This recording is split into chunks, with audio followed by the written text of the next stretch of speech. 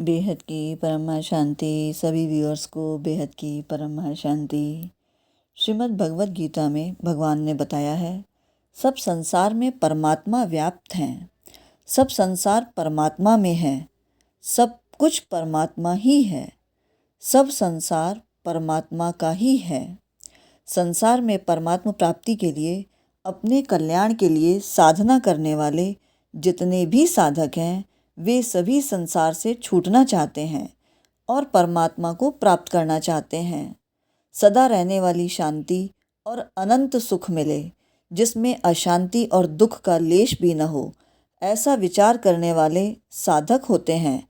परंतु जो मनुष्य संसार में ही रहना चाहते हैं, संसार से ही सुख लेना चाहते हैं, सांसारिक संग्रह और भोगों में ही लगे रहना चाहते हैं और संसार के सुख दुख को भोगते रहते हैं, वे साधक नहीं होते बल्कि संसारी होते हैं।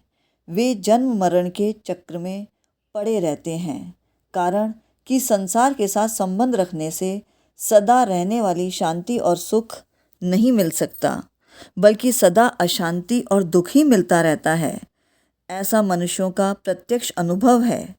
परमात्मा अनंत आनंद के स्वरूप हैं, वहाँ दुख का लेश मात्र भी नहीं है।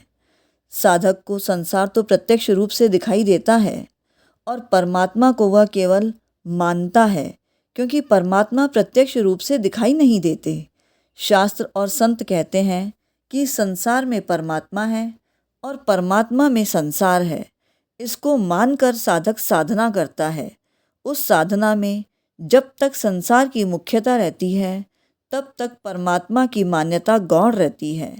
साधना करते करते ज्यों-ज्यों परमात्मा की धारणा या मान्यता मुख्य होती चली जाती है, त्यों-त्यों संसार की मान्यता गौण होती चली जाती है। परमात्मा की धारणा सर्वथा मुख्य होने पर साधक को यह स्पष्ट दिखाई देने लगता है कि संसार तो पहले भी नहीं था और फिर बाद में भी नहीं रहेगा, तथा वर्तमान में जो है वह रूप से दिखाई तो देता है, परंतु वह भी प्रतिक्षण अभाव में जा रहा है। जब संसार नहीं था तब भी परमात्मा थे, जब संसार नहीं रहेगा तब भी परमात्मा रहेंगे, और वर्तमान में संसार के प्रतिक्षण अभाव में जाते हुए भी परमात्मा ज्यों के त्यों विद्यमान है। तात्पर्य है कि संसार का सदा अभाव है और परमात्मा का सदा भाव है।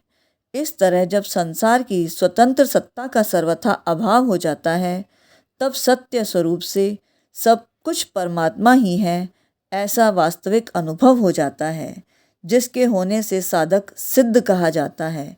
कारण कि संसार में परमात्मा है और परमात्मा में संसार है, ऐसी मान्यता संसार की सत्ता को मानने से ही होती है, और संसार की सत्ता साधक के राग के कारण ही दिखाई देती है। तत्वतः सब कुछ परमात्मा ही है। यहाँ हमें दृश्य और अदृश्य के बीच में भेद समझना होगा, क्योंकि परमात्मा तो अदृश्य है, जबकि यह संसार जगत जो कि मिथ्या है, यह दृश्य है। जो दिखाई देता है वो सच नहीं है, और जो सच है वो दिखाई नहीं देता। इसीलिए इसको बहुत गहराई से समझना अत्यंत आवश्यक है। इसी प्रकार सत और असत सब कुछ परमात्मा ही है। परमात्मा न तो सत कहे जा सकते हैं और न ही असत कहे जा सकते हैं। परमात्मा सत भी हैं और असत भी हैं, और सत असत दोनों से परे भी हैं। परमात्म तत्व अत्यंत अलौकिक और विलक्षण है। उस तत्व का वर्णन तो कोई भी नहीं कर सकता। उस तत्व को इंद्रियां, मन और बुद्धि नहीं पकड़ सकते, अर्थात वह तत्व इंद्रियां, मन और बुद्धि की परिधि में आता ही नहीं है। अर्थात हम यहाँ ये मान सकते हैं कि जो परमात्मा है वो हमारी इंद्रियों से, मन और बुद्धि से बहुत परे है, क्योंकि वो बहुत ही उच्चतम आयाम में है। हाँ, इंद्रियां, मन और बुद्धि उसमें विलीन तो हो सकते हैं, और साधक उस तत्व में स्वयं लीन हो सकता है, उसको प्राप्त कर सकता है, पर उस तत्व को अपने कब्जे में, अपने अधिकार में, अपनी सीमा में नहीं ले सकता। परमात्म तत्व की प्राप्ति चाहने वाले साधक दो प्रकार के होते हैं, एक विवेक प्रधान और एक श्रद्धा प्रधान। अर्थात एक मस्तिष्क प्रधान होता है और एक हृदय प्रधान होता है। विवेक प्रधान साधक के भीतर विवेक की अर्थात जानने की मुख्यता रहती है और श्रद्धा प्रधान साधक के अंदर मानने की मुख्यता रहती है। विवेकी मनुष्य या विवेकी साधक हर चीज को गहराई से जानकर समझता है, पहले उसके बाद ही मानता है। जबकि श्रद्धावान साधक वह मानने पर जोर देता है, वह पहले मानता है और फिर उसकी गहराई में उतरकर जानता है। इसका तात्पर्य यह नहीं कि विवेक प्रधान साधक में श्रद्धा नहीं रहती और श्रद्धा प्रधान साधक में विवेक नहीं रहता, बल्कि तात्पर्य यह है कि विवेक प्रधान साधक में विवेक की मुख्यता और साथ में श्रद्धा रहती है तथा श्रद्धा प्रधान साधक में श्रद्धा की मुख्यता होती है और साथ में विवेक भी रहता है। या दूसरे शब्दों में हम ये कहें कि जानने वालों में मानना भी रहता है और मानने वालों में जानना भी रहता है। जानने वाले जानकर मान लेते हैं, अर्थात पहले वो किसी चीज़ को जानते हैं और अच्छी तरह से गहराई से जानकर उस चीज़ को मान भी लेते हैं। जबकि मानने वाले पहले उस तत्व को मान लेते हैं, उसके बाद उसकी गहराई को जानने के लिए जान लेते हैं। अतः किसी भी तरह के साधक में किंचित मात्र भी किसी भी प्रकार की कोई भी कमी नहीं रहती।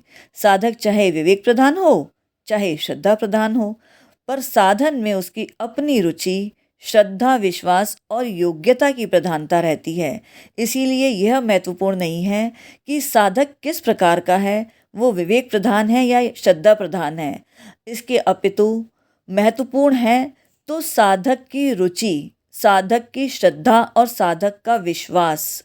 यही साधक की योग्यता तय करती है कि परमात्म तत्व की प्राप्ति के लिए उस साधक की योग्यता कितनी है। रुचि, श्रद्धा, विश्वास और योग्यता एक साधन में होने से साधक उस तत्व को जल्दी समझता है, परंतु रुचि और श्रद्धा विश्वास होने पर भी वैसी योग्यता न हो अथवा योग्यता होने पर भी वैसी रुचि और श्रद्धा विश्वास न हो तो साधक को उस साधन में कठिनता जान पड़ती है। रुचि होने से मन स्वाभाविक लग जाता है, श्रद्धा विश्वास होने से बुद्धि स्वाभाविक लग जाती है और योग्यता होने से सारी बातें ठीक ठीक समझ में आ जाती हैं। विवेक प्रधान साधक निर्गुण निराकार को पसंद करता है, अर्थात उसकी रुचि निर्गुण निराकार में होती है। वहीं श्रद्धा प्रधान साधक सगुण साकार को पसंद करता है, अर्थात उसकी रुचि सगुण साकार में होती है। जो निर्गुण निराकार को पसंद करता है वह यह कहता है कि परमात्म तत्व न तो सत कहा जा सकता है और न ही असत कहा जा सकता है। जो सगुण साकार को पसंद करता है वह कहता है कि परमात्म सत्य भी है और असत्य भी है और सत असत से परे भी है। इसी प्रकार मनुष्य भी दो ही प्रकार के भागों में विभाजित हैं। कुछ सगुण ब्रह्म की पूजा करते हैं और कुछ निर्गुण ब्रह्म की पूजा करते हैं। ये उनकी मान्यता और रुचि पे निर्भर करता है कि वो ब्रह्म को सगुण रूप में माने या निर्गुण रूप में, परंतु ब्रह्म तो सत्य है ही, चाहे उसका रूप सगुण माने या निर्गुण माने। अर्थात चिन्मय तत्व तो हरदम ज्यों का त्यों ही बना रहता है और जड़ असत कहलाने वाले संसार निरंतर बदलता रहता है।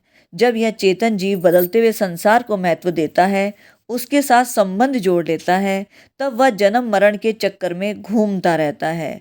परंतु जब वह जड़ता से सर्वथा संबंध विच्छेद कर लेता है, तब उसको स्वतः सिद्ध चिन्मय तत्व का अनुभव हो जाता है। विवेक प्रधान साधक विवेक विचार के द्वारा जड़ता का त्याग करता है। जड़ता का त्याग होने पर चिन्मय तत्व अवशेष रहता है, अर्थात नित्य प्राप्त तत्व का अनुभव हो जाता है। श्रद्धा प्रधान साधक केवल भगवान के ही सम्मुख हो जाता है, जिससे वह जड़ता से विमुख होकर भगवान को प्रेम पूर्वक प्राप्त कर लेता है।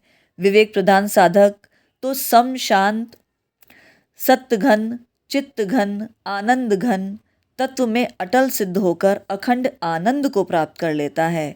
परंतु श्रद्धा प्रधान साधक भगवान के साथ अभिन्न होकर प्रेम के अनंत प्रतीक्षण वर्तमान आनंद को प्राप्त कर लेता है। इस प्रकार दोनों ही साधकों को जड़ता से सर्वथा संबंध विच्छेद पूर्वक चिन्मय तत्व की प्राप्ति होती है और सत असत अर्थात सब कुछ परमात्मा ही है, ऐसा अनुभव हो जाता है। इसलिए यह तो साधक की साधना पर निर्भर करता है कि वो श्रद्धा में डूबकर साधना करता है या विवेकपूर्ण साधना करता है, परंतु लक्ष्य तो दोनों का एक ही होता है और वो है परमात्मा प्राप्ति।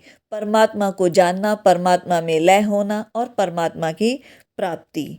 इसीलिए दोनों ही मार्गों से परमात्मा प्राप्ति संभव है, चाहे वो सगुण ब्रह्म की से प्राप्त हो या निर्गुण ब्रह्म से प्राप्त हो, पर ब्रह्म की प्राप्ति तो निश्चित है। अगर साधक जान ले, ठान ले और मान ले कि नहीं उसे ब्रह्म की प्राप्ति करनी है, तो बिल्कुल साधक हर हाल में ब्रह्म की प्राप्ति कर सकता है, चाहे उसका मार्ग कुछ भी क्यों ना हो। इसी प्रकार सत्य के मार्ग पर चलते हुए आप भी बहुत जल्द परमात्मा प्राप्ति के मार्ग पर चलकर परमात्मा प्राप्ति कर सकते हैं। तो इसी प्रकार की ज्ञानवर्धक जानकारी के लिए हमारे साथ बने रहें। उम्मीद करते हैं ये वीडियो आपको अच्छा लगा होगा। वीडियो को पूरा देखने के लिए सभी व्यूअर्स को बेहद का परम धन्यवाद। बेहद की परम महाशांति।